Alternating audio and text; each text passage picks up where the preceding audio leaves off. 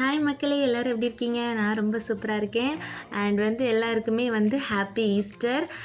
Easter எதுக்காக celebrate பண்ணுறாங்க அப்படின்னா ஜீசஸ் உயிர்த்தெழுந்த நாளை தான் கொண்டாடுறாங்க. ஸோ இதுக்கு ஒரு வீடியோ போடணும்னு நினச்சேன். ஏன்னா நான் செலிப்ரேட் பண்ணுற மாட்டேன். அதனால் சர்ச்சுக்கு போகிறது அந்த மாதிரியான விஷயங்கள்லாம் தெரியாதா.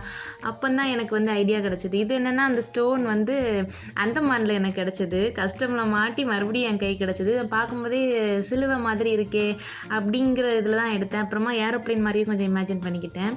ஸோ அந்த ஒரு ஸ்டோன் மூலமாக அந்த சிலுவை உங்களுக்கு காட்சி தந்துட்டுருக்குது. ஓகேவா? ஸோ எல்லாருக்குமே ஹாப்பி ஈஸ்டர்.